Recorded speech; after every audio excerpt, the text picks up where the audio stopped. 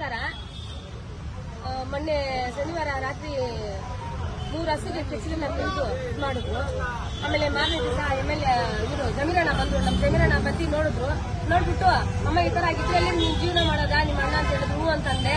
ಸರಿ ಆಯ್ತಮ್ಮ, ಅದಕ್ಕೇನಿದೆ ಪರಿಹಾರ ಮಾಡ್ಕೊಡ್ತೀನಿ ಅಂತ ಹೇಳಿದ್ರು. ಮಾರನೇ ದಿವಸನೇ ಇಳಿಸ್ಬಿಟ್ರು ಹಸುಗಳಲ್ಲಿ 3 ಹಸುನ ನಮ್ಮ ಜಮೀರಣ್ಣ ತಂದು ನಿಲ್ಸಿದ್ರು. ನಮ್ಮ ಅಣ್ಣ ಬೇಡ ಅಂದ್ಬಿಟ್ಟ. ಬೇಡ ಅನ್ನೋದಕ್ಕೆ ತುಂಬಾ ಬೇಜಾರಾಯ್ತು. ಸರಿ MLA ಸಾಹೇಬ್ರನ್ನ ನೋಡಿ, ಜಮೀರಣ್ಣನ ನೋಡಿ ಸಾರಿ ಕೇಳೋಣ ಅಂತ ಬಂದೆ. ಮತ್ತೆ ಒಂದು ದೊಡ್ಡ ಶಾಕ್ ಕೊಟ್ರು ನನ್ಗೆ. 3 ಹಸುನ ಕೊಡ್ಸಿ, ಸರಿ ಅಮ್ಮ ನೀನ್ ಸಾರಿ ಕೇಳೋದಿರ್ಲಿ ಒಂದ್ ಕಡೆ, ಸರಿ ನನ್ಗೇನಾದ್ರು ನೀನ್ ಮಾಡ್ಬೇಕಾದ್ರೆ 3 ಹಸುನ ತಗೊಂಡೋಗಿ ನನಗೋಸ್ಕರ ನೀನ್ ಇಟ್ಕೋ.